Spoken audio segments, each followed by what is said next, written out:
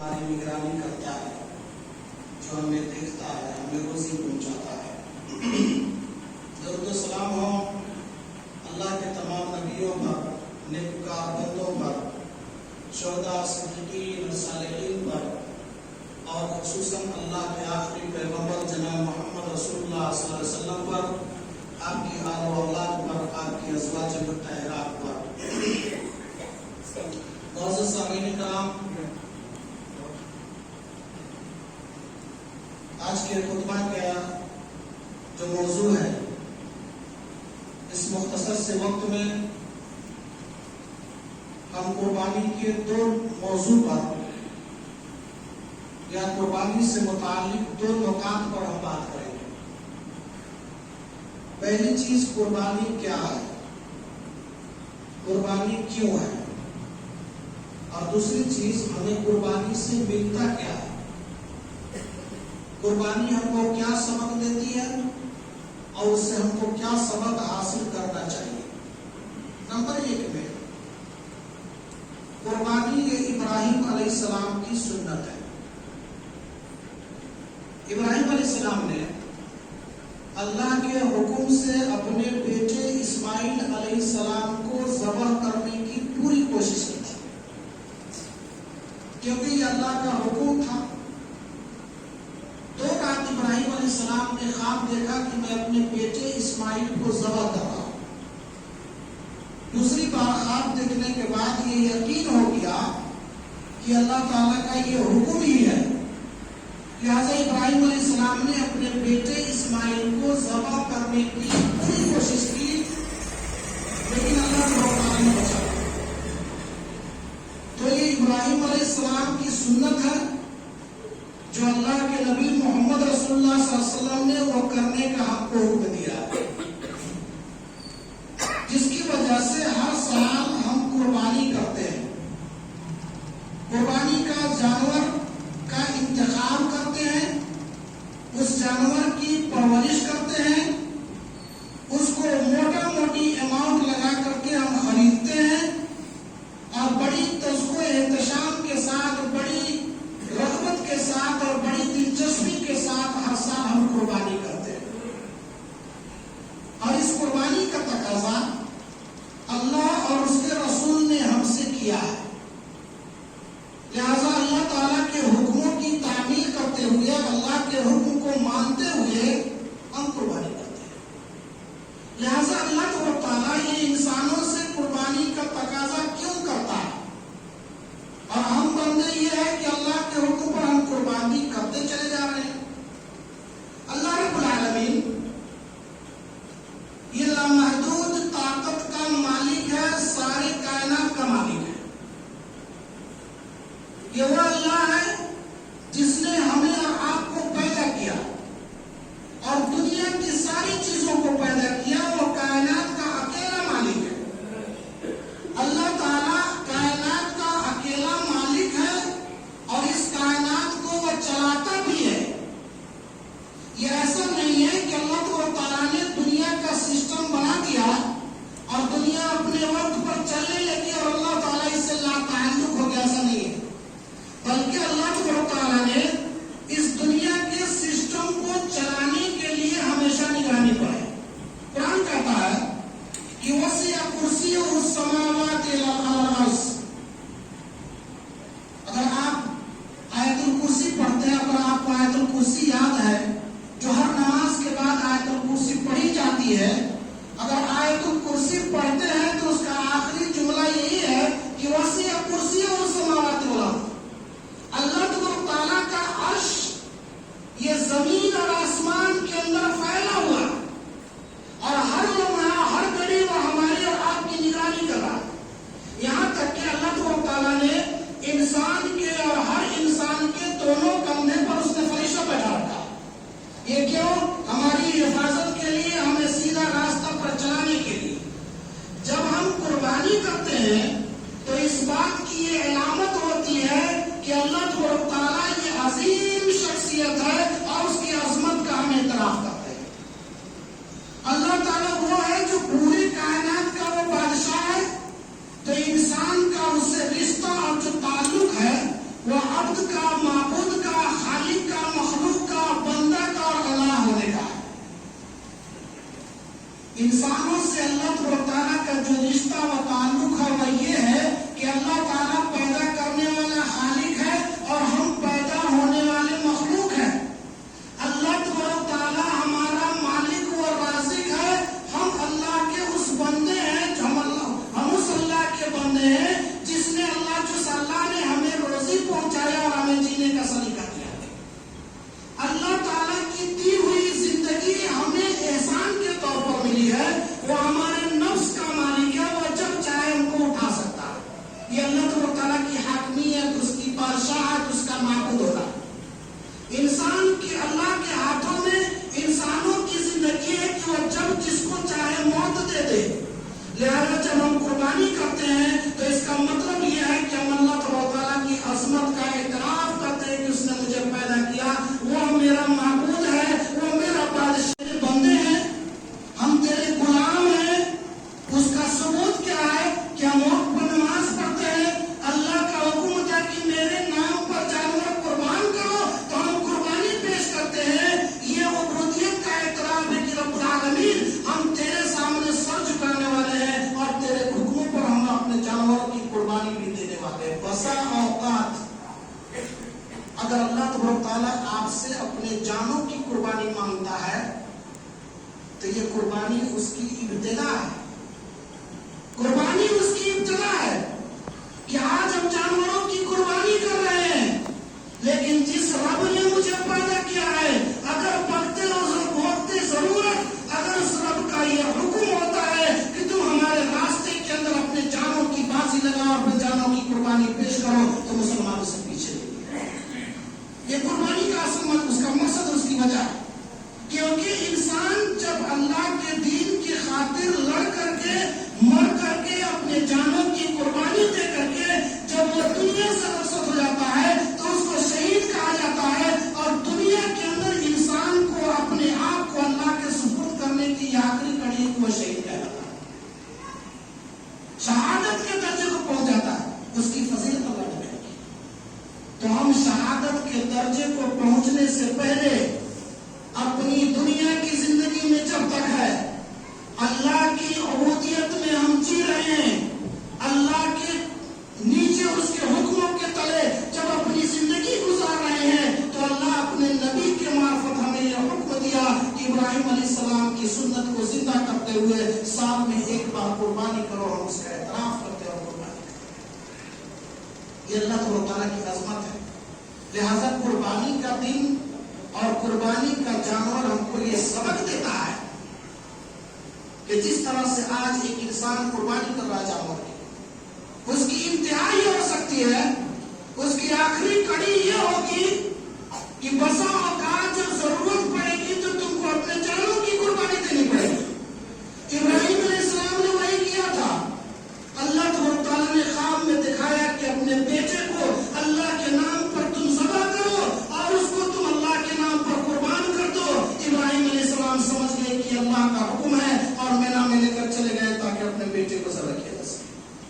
باپ بیٹے کی قربانی میں جو سب سے اہم چیز ہوتی ہے، باپ نے مشورہ کیا بیٹا سے، انی ارا فی المنام انی اذبح فانظر ماذا ترى، کیا رائے ہے تمہاری، میں تم کو ذبح کرنا چاہتا ہوں۔ بیٹا نے کہا ٹھیک ہے کوئی بات نہیں، کر دیجیے۔ یہ بڑی بات نہیں ہے، بڑی بات اس میں یہ ہے کہ ایک باپ اپنے بیٹے کو ذبح کرنے کے لیے تیار ہو گیا، بیٹا تیار ہو گیا کہ ہاں ذبح کر دیجیے، لیکن اس سے بھی بڑی بات ہے کہ ایک باپ تیار ہو گیا کہ ہم اپنے بیٹا کو ذبح کریں گے۔ کون باپ؟ جس کو بڑھاپے میں اولاد ملی تھی۔ یہ اللہ تعالیٰ کی عبودیت کا اور اپنے آپ کو سپرد کرنے کا، اللہ کی وحدانیت کو، اس کی عظمت کا اعتراف کا یہ سب سے آخری نمونہ تھا۔ ایک باپ جس کو بڑھاپے میں اولاد ملی اور وہ باپ اپنے بیٹے کو اپنے ہی ہاتھ سے ذبح کرنے کے لیے تیار ہو گیا، یہ سب سے آخری مثال ہے۔ اس سے بڑی کوئی اور مثال نہیں ہو سکتی۔ آج وہی سنت زندہ ہے، وہ سنت زندہ ہے جس پر آج ہم عمل کرتے ہیں کہ ذی الحجہ کی 10 تاریخ کو اس کے نام پر اپنے جانوروں کی قربانی کرتے ہیں۔ قربانی کر دیے، وقت نکل گیا، چلا گیا، پھر آئندہ سال قربانی کرتے ہیں۔ اس سے ہم نے سیکھا کیا، حاصل کیا؟ دوسری کڑی اس کی ہے قربانی یوں ہی نہیں ہے کہ ہم ابراہیم علیہ السلام کی سنت، اللہ کے نبی صلی اللہ علیہ وسلم کی سنت پر جانور قربان کر کے معاملہ ختم ہو گیا، نہیں۔ جس طرح سے رمضان مبارک کا مہینہ ایک انسان کے اوپر اس لیے آتا ہے کہ اس کی زندگی کے سارے گناہوں کو پاک و صاف کر کے چلا جائے، تو قربانی کا دن بھی تقریباً ویسے ہی ہے۔ ایک جانور قربان ہوا اور جب اس کے گردن پر آپ چھری پھیر رہے ہیں تو اس وقت آپ کے دل میں یہ احساس پیدا ہوتا ہے کہ اے اللہ میں تیرا بندہ ہوں اور اس جانور کو جو میں قربان کر رہا ہوں وہ خالص تیرے نام پر کر رہا ہوں اور تیری خوشی کے لیے کر رہا ہوں۔ لہذا قربانی کا جانور ہمیں وحدانیت کا سبق دیتا ہے، جو ایک مومن کی سب سے بڑا ہتھیار ہے۔ ایک مومن مسلمان کا اس کی زندگی کا سب سے بڑا سرمایہ ہے یہ کہ وہ اس انسان کے اندر صرف ایک اللہ کی محبت پائی جائے۔ اگر اللہ کے علاوہ کسی اور کی محبت پائی جاتی ہے تو وہ خالص مسلمان نہیں ہے، بلکہ اس کے اندر شرک پایا جاتا ہے، اور شرک والی عبادت اللہ تعالیٰ کے نزدیک مقبول نہیں ہے، قبول نہیں ہے۔ لہذا قربانی ہمیں یہ سبق دیتی ہے کہ ہمیں ایک اللہ کو پہچاننا چاہیے کہ جس طرح سے ہم قربانی ایک اللہ کے نام پر کر رہے ہیں تو اس کے علاوہ بھی ہماری جتنی بھی عبادتیں ہونی چاہیے وہ سب کے سب صرف ایک اللہ کے لیے ہونی چاہیے۔ ابراہیم علیہ السلام کے بارے میں قرآن مجید کے اندر اللہ تعالیٰ نے ارشاد فرمایا إني وجهت وجهي للذي فطر السماوات والأرض حنيفا وما أنا من المشركين إن صلاتي ونسكي ومحياي ومماتي لله رب العالمين۔ کہہ دیجیے کہ میری نماز، میری قربانی، میرا قربانی، میری زندگی اور میرا مرنا یہ سب اللہ رب العالمین کے لیے۔ اللہ کے علاوہ میرے پاس کچھ بھی نہیں ہے۔ اگر جینے کا مقصد ہے تو اللہ تعالیٰ کے دین کی بالادستی ہے۔ اگر میری موت ہوتی ہے تو اس سے اللہ تعالیٰ کے سامنے خود سپردگی ہے، اس میں مجھے کوئی افسوس نہیں ہے۔ اگر اس کے علاوہ دنیا کی کوئی بھی عبادت جو ہم اپنی زندگی کے اگر انجام دیتے ہیں تو یہ یاد رکھو کہ وہ ساری کی ساری اللہ کے لیے ہے، اللہ کے علاوہ کچھ بھی نہیں۔ وحدانیت کا سبق ملتا ہے۔ اس کے ساتھ اگر کوئی شخص ریاکاری کو اس کے اندر داخل کرتا ہے، اپنے جانوروں کو دکھلانے کے لیے قربان کرتا ہے، زیادہ سے زیادہ قربانی اس لیے کرتا ہے تاکہ لوگوں میں اس کا نام ہو جائے، تو ایسی صورت میں یاد رکھے اس کو حدیث کی روشنی میں اس کو ریاکاری اور دکھاوا کہتے ہیں، اور دکھاوا ایک شرک ہے اور شرک کرنے کا ثواب نہیں ملتا۔ قربانی ساری کی ساری کر رہے اور اس قربانی کا کوئی اجر و ثواب نہیں ہوگا۔ لہٰذا اگر قربانی کرتے ہیں تو اس کا اصل مقصد اللہ تعالیٰ کی رضا جوئی ہے، اللہ تعالیٰ کو خوش کرنا ہے، اس سے تقوی اختیار کرنا ہے، اللہ کی قربت اور نزدیکی اختیار کرنی ہے جو اس ریاکاری سے ختم ہو جاتی ہے۔ ہمیں اپنی قربانی کے اندر اخلاص چاہیے، خالص اللہ کی عبادت کے نام پر چاہیے۔ ہم انہی جانوروں کی قربانی کریں جو ہمارے پاس استطاعت ہے۔ اگر ہمارے پاس طاقت نہیں ہے، استطاعت نہیں ہے تو ہم قربانی نہیں کریں، لیکن سماج کے خوف سے لوگوں کو دکھانے کے لیے اور لوگوں کے صف میں کھڑے ہونے کے لیے اپنی جانوں پر ظلم کر کے قربانی نہ کیا کریں۔ قربانی ہمیں وحدانیت کا سبق دیتی ہے، اور ہمیں اس چیز کو ہمیشہ یاد کرنا پڑا اور یاد رکھنا پڑا کہ ہم جب بھی قربانی کریں تو اللہ کے لیے قربانی کریں۔ ابھی قربانی کا 2 دن باقی رہ گیا ہے، آپ اس 2 دن کے اندر جو قربانی کرتے ہیں اس کو خالص اللہ کے جذبہ کے لیے بنا دیجیے، ریاکاری کا کہیں کوئی شابہ نہیں ہو۔ اور اس کے بعد ایک اور چیز جو قربانی کے جانور سے اور قربانی کرنے سے جو مجھے سبق ملتی ہے ان میں سے ایک چیز ہے جو اللہ کے نبی صلی اللہ علیہ وسلم نے فرمایا کہ قربانی ہمیں جوانی میں عبادت کرنا سکھاتی ہے۔ کیوں؟ ہم قربانی کا جانور جوان متعین کرتے ہیں، 3 سال 4 سال تک وسیع کوئی نہیں کرتا، 1 سال سے کچھ سال ज्यादा का खसी तब जवान होता है, हम उसकी कुर्बानी करते हैं। कुर्बानी के जानवर को हम इस एहतमाम से पालते हैं कि बिल्कुल तवाना और तंदुरुस्त हो।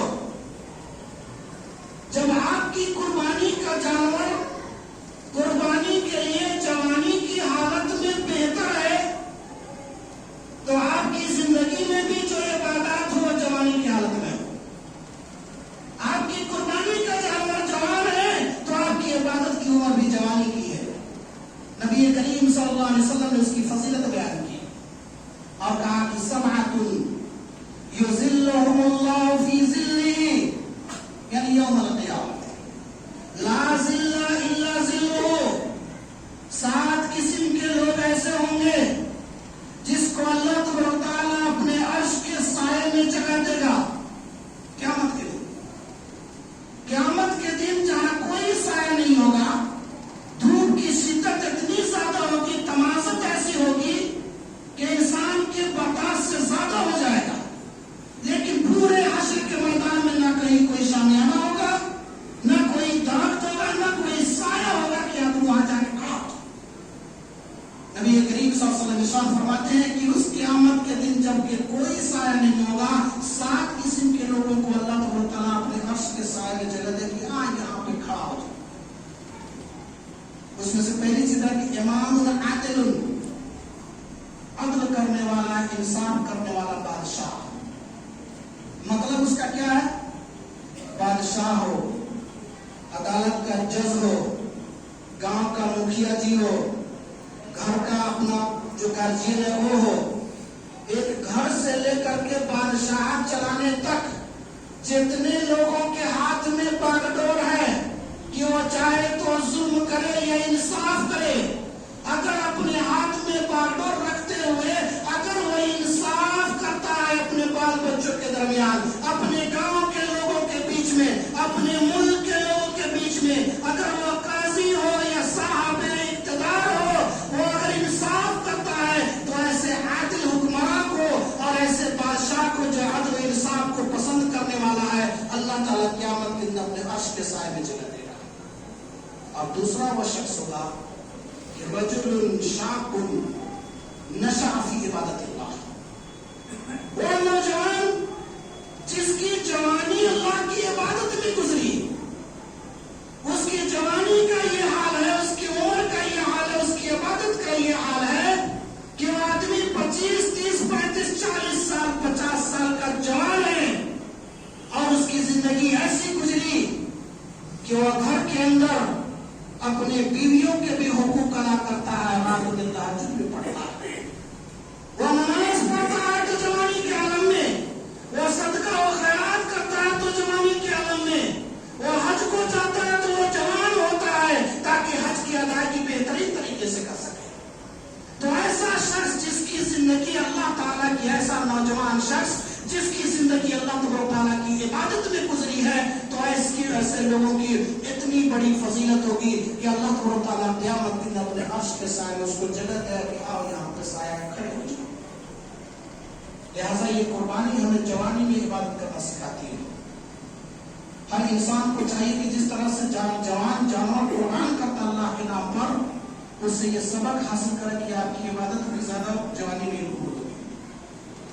और तीसरी चीज, अल्लाह ताला इस कुर्बानी के जानवर के साथ साथ हमें और आपको एक दूसरे के साथ एहसान करना सिखाता है, एक दूसरे के साथ भलाई का सबक देता है, एक दूसरे मुसलमान के साथ ताउन का, अखलाक मंदी का और उसके साथ साथ बहुत सारी मुआसात और मुआखात का, भाईचारगी का दर्स दे रहा है। अल्लाह ताला ने कुरान मजीद के अंदर इरशाद फरमाया, कुलू वतअमू बाइस वल फकीर। कुरान कहता है खाओ कुर्बानी के गोश्त को और ऐसे लोगों को खिलाओ जो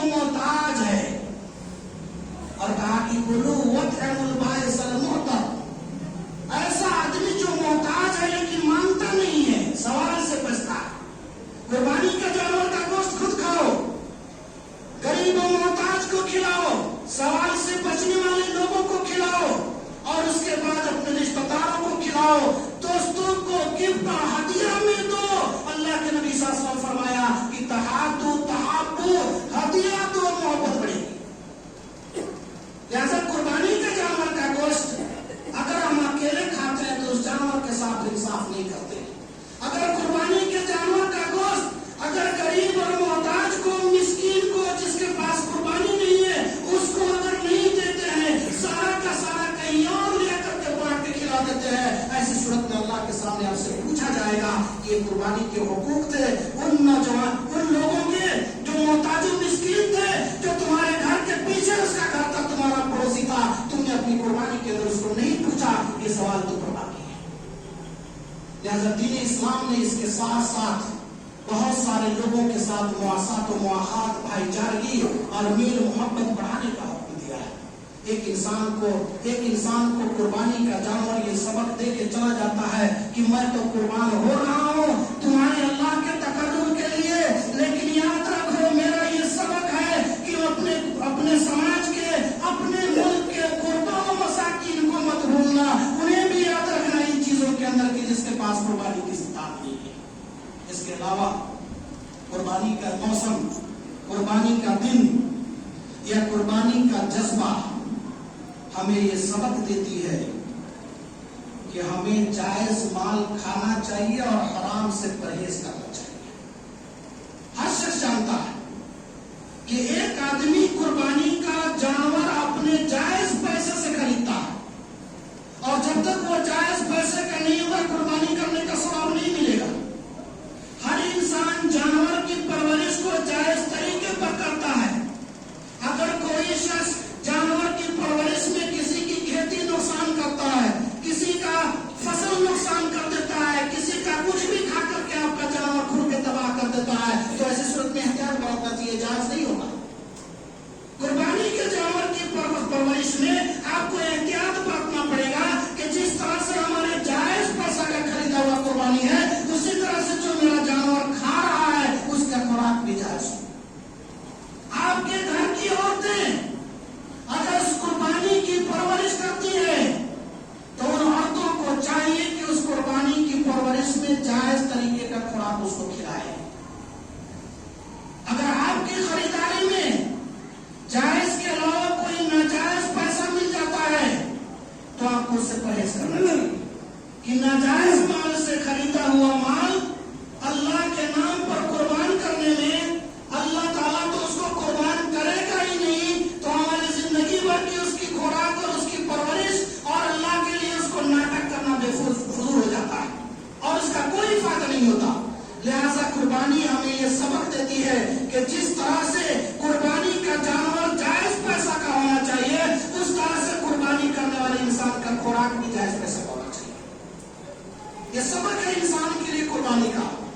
ہم قربانی کو اتنے ہلکے میں لے لیتے ہیں کہ قربانی سال میں ایک بار آتا ہے, جانور ذبح کر کر کے اس کا گوشت کھا جاتے ہیں, وقت نکل جاتا ہے, ہم سمجھتے ہیں کہ ہماری قربانی ہو گئی, لیکن قربانی کے پیچھے کیسے کیسے سبق اللہ اور اس کے رسول صلی اللہ علیہ وسلم نے ہم کو دیا ہے. اگر ان سبق کو ہم یاد کریں تو یقینی طور پر اللہ کا تقرب اس سے حاصل ہوگا اور اللہ کی نزدیکی ہوگی, ہمارے قربانی کا اجر و ثواب ملے گا اور اس کی وجہ سے اللہ کے نزدیک میرا درجہ بھی بلند ہو جائے گا. قربانی خریدنے والا شخص جائز سے خریدتا ہے کہ ناجائز سے خریدتا ہے, جو اس کے پیچھے جو لوگ ہیں, قربانی خریدنے والا شخص کے پیچھے اس کے گھر میں جو لوگ ہیں, اس کا بیٹا, اس کی بیوی, اگر اس سے پتہ چلتا ہے کہ میرا باپ ناجائز پیسہ سے قربانی خرید رہا ہے تو بیٹا کیا کرے گا, بیوی کیا کرے گی؟ بیوی کا فرض بنتا ہے, بیٹا کا فرض بنتا ہے کہ اس کے خلاف احتجاج کرے, اپنے باپ کو روکے کہ اگر آپ کے پاس جائز پیسہ نہیں ہے تو آپ قربانی نہ خریدیے. اگر ناجائز پیسہ سے آپ قربانی خرید کر کے لاتے ہیں تو ہم اس کو گھر میں نہیں رکھیں گے. ایک عورت کا فرض بنتا ہے کہ اپنے شوہر کے ہر ناجائز قدم پر واٹوں کے, ہر باقی ہوئے اٹھے قدم پر وہ اپنے شوہر کا بھی عزت کرے, اپنے شوہر کو جائز کھانے پر مجبور کر دے, اپنے شوہر کو جائز کام کرنے پر مجبور کر دے. گھر کی عورت کا یہ فرض بنتا ہے. اگر اس ناجائز پیسوں سے قربانی خرید کر کے آپ اللہ کے نام پر اس کو قربانی کرتے ہیں تو میں نے بہت حدیث بیان کیا ہے کہ ایک شخص اللہ کے سامنے ہاتھ اٹھا کے دعا کرتا ہے کہ رب یا رب یا رب میری دعا کو قبول کر لے. اللہ تعالیٰ کہتا ہے کہ امت حرام و مشرب و حرام وہ غسل بالحرام. کیا اللہ کی رٹ لگا رکھا ہے. سیدھے اللہ کے سامنے ہاتھ اٹھا دیے اور مانگنا شروع کر دیا کہ رب العالمین ہمارے گناہوں کو بخش دے, ہمیں سیدھا راستہ دکھا, ہمیں پاکیزہ زندگی عطا کر. حالانکہ وہ مطعم و حرام, اس کا کھانا حرام, اس کا پینا حرام, اس کا کپڑا حرام, اس کی پرورش حرام. کہتے ہیں کہ انسان کی فقر و فاقہ کی زندگی, مطلب سمجھے, بھوکے رہ جانا بہتر ہے حرام کے پلاؤ, بریانی اور قسم قسم کے کھانوں سے. ایک انسان رات کی تاریکی میں اگر اپنے گھر کے اندر حلال کی ایک سوکھی روٹی کھا کر سو جاتا ہے, اس کا کچھ نہیں بگڑتا. یہ جائے کہ وہ حرام کی اچھے اچھے کھانے کھانا شروع کر دیتا ہے, اس سے اس کا کیا بن جا رہا ہے. لہذا قربانی کا دن, قربانی کا جانور ہمیں یہ سبق دیتا ہے کہ ہم کو اپنی زندگی کے اندر جائز اور ناجائز کا پورا اہتمام کرنا چاہیے. اگر ہم ناجائز سے نہیں بچتے ہیں, ہماری قربانی کا کوئی فائدہ نہیں. اگر ہم ناجائز سے نہیں ہٹتے ہیں تو ہماری قربانی کا کیا ہوا, اللہ کے نام پر قربان کیا ہوا, نہ اس سے کوئی اجر و ثواب ملتا ہے, نہ اللہ کا تقرب بنتا ہے, اور نہ اس سے قیامت کی دن ہمیں کوئی فائدہ حاصل ہو رہا ہے. لہذا قربانی ہمیں سبق دیتی ہے کہ ہمیں جائز کھانا چاہیے, ناجائز نہیں کرنا چاہیے. ایک آخری چیز جو کل میں نے عیدگاہ میں بیان کیا تھا, آج اس کو تھوڑا پیچھے کریں گے. انسان کو حسد سے, کینہ سے, بغض و عداوت سے قربانی کا جانور بچاتا ہے. قربانی کا جانور ایک انسان کو حسد سے, کینہ سے, بغض و عداوت سے, بھیجا تکبر سے, ان ساری چیزوں سے قربانی کا جانور انسان کو بچاتا ہے. جب انسان قربانی کرنے کھڑا ہوتا ہے, اپنے ہاتھ میں چاقو لیتا ہے, قربانی کے گردن پر اپنا ہاتھ پکڑ کر کے جب چھری چلاتا ہے تو کہتا ہے کہ اللہم تقبل منی ومن اہل بیتی, اے اللہ میری طرف سے, میرے گھر والوں کی طرف سے اس کو قبول کر لے. اور جانور کا خون بہنا شروع ہوتا ہے, لیکن اس کے دل کے اندر جو کینہ کپٹ وہ کہاں سے آتا ہے. کہتے ہیں کہ جانور کے خون کے ساتھ ساتھ انسان کے دل کی انانیت اور تکبر بہ جائے. آج تک جو اس نے اس جانور کی پرورش کر کے جو آج اس کا خون بہا رہا ہے, اس کو جائز پیسے سے خریدا ہے, جائز خوراک سے اس کو پالا اور پوسا ہے, لیکن اس جائز خوراک سے پالے ہوئے قربانی کے اندر کوئی عیب بھی اس نے نہیں رکھا ہے. اگر جانور کے اندر عیب ہے تو قربانی قبول نہیں, اور قربانی کرنے والا انسان کے دل کے اندر عیب ہے تو قربانی قبول. کہ جس طرح سے قربانی کا جانور بے عیب ہونا چاہیے, اس طرح قربانی کرنے والا انسان کا دل بھی بے عیب اور پاک ہونا چاہیے. پاک مال سے جانور کی قربانی کرتے ہیں تو پاک دل سے بھی جانور کی قربانی کرنی پڑے گی. ہم نے کل ایک واقعہ بیان کیا تھا, اس کو آج نہیں بیان کرنا ہے کہ انسان کی زندگی سے حسد اور کینہ نکالنے کے لیے قربانی کا دن آتا ہے. انسان کے دل سے بغض و عداوت, جھوٹ اور دنیا کی ساری خرافات کو دل سے نکالنے کے لیے, صاف کرنے کے لیے قربانی کا دن آتا ہے. اس کو ہلکے نہ لیا جائے. قربانی کا دن ایک مسلمان کی زندگی کی بہت بڑی, زندگی کا بہت بڑا معیار, اس کی زندگی کی کسوٹی ہے. اور یہ صاف ظاہر ہوگا. جس انسان کا دل کھلا نہیں ہے, جس کا دل صاف نہیں ہے, جس کی کمائی جائز نہیں ہے, جس کا روپیہ پیسہ جائز نہیں ہے, وہ کہاں سے قربانی کرے, کیوں قربانی کرے. قربانی کرنے کے بعد ایک انسان کا وہ رویہ اگر باقی رہ جاتا ہے تو ایسی صورت میں اس پہ قربانی کا کوئی فائدہ نہیں. قرآن مجید کی ایک آیت پڑھتے ہیں اور اس آیت کریمہ کے بعد جمعہ کا خطبہ ختم ہو جائے گا. اللہ کے نبی محمد رسول اللہ صلی اللہ علیہ وسلم نے نہیں بلکہ اللہ تعالیٰ نے قرآن مجید کے اندر سورہ شعراء آیت نمبر 88-89 کے اندر چھوٹی چھوٹی دو آیت ہیں. یا اعوذ باللہ من الشیطان لا ينفع مال ولا بنون الا من اتى الله بقلب سلیم. قیامت کے دن حشر کا میدان ہوگا, سب کو پتا ہے. اللہ تعالیٰ کرسی عدالت پر بیٹھا ہوگا حساب کرنے کے لیے، اور اس میں لوگ جو ہے ایک ایک کر کے اللہ کے سامنے حاضر ہوتے چلے جائیں گے، سب کو اللہ نے ٹھیک لے جائے گا. ادھر سے ایک آدمی آیا کہا ٹھیک کوئی بات نہیں، سب کو معاف. بہت سارے لوگ ایسے ہیں جن کو جنجیریں لگی ہوں گی، چکرا ہوا ہوگا، گنہگار ہے، شرک کرنے والا ہے، معاف نہیں ہوگا، لے جاؤ اوپر جہنم پھینک دو. کہتے ہیں کہ جس دن حشر کے میدان میں مال اور اولاد کام نہیں دے گا، یہ تو پتا ہے. اولاد چاہے جتنا وفادار ہو، مال چاہے جتنا بھی دنیا میں جمع کیا ہو، وہ مال و اولاد، حسب اور نسب اور کرسی اور حکمرانی قیامت کے دن کام نہیں دے گا. جب یہ ساری چیزیں آپ کا ساتھ چھوڑ جائیں گے، آپ کی بیوی آپ کو دیکھ کے بھاگے گی، بیٹا دیکھ کے بھاگے گا، بیٹیاں دیکھ کر بھاگے گی، آپ کا باپ آپ کو دیکھ کے بھاگے گا، سب بھاگے گا. جب آپ کے ساتھ کوئی نہیں ہوگا تو اللہ تبارک تعالیٰ ویسے ہی لوگوں کو ایکسپٹ کرے گا. الا من اطاع اللہ بقلب سلیم، جو اپنے پاکیزہ اور صاف ستھرے دل کے ساتھ اللہ کے ساتھ حاضر ہے.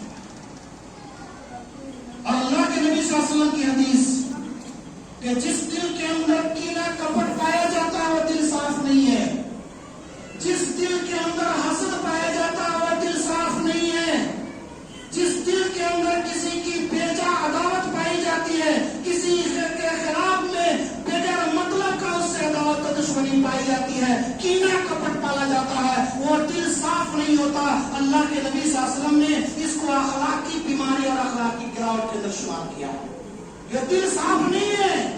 لہذا قربانی کرتے ہوئے اگر آپ کے دل سے غلاظت نہیں نکل جاتی، حسد کا مادہ نہیں نکل جاتا، اس وقت تک آپ کی قربانی صاف نہیں ہے، آپ کی قربانی قابل قبول نہیں ہے. اور جب حشر کے میدان میں آپ جائیں گے تو آپ کے اندر دل کے اندر کینہ کپٹ بڑا ہوا ہوگا. اللہ تعالیٰ وہاں اس کو نہیں جائے تاکہ وہی شخص میرے سامنے آئے اور اسی کو کامیابی ملے گی جس کا دل صاف اور پاکیزہ ہو. اللہ تعالیٰ اس سال کی قربانی کو ہمارے لیے نفع بخشائے. ہم نے جو اللہ کے نام پر اپنا جانور قربان کیا ہے، رب العالمین سے دعا ہے کہ اللہ تعالیٰ ہماری اس چھوٹی سی حقیر عبادت کو شرف قبولیت بخشے اور ہمیں بخش دے اس قربانی کے معرفت سے. اللہ کا تقرب حاصل ہو جائے. آئندہ سال جب ہم قربانی کریں تو ان سارے اہتمام کے ساتھ کریں. رب العالمین سے دعا ہے کہ اللہ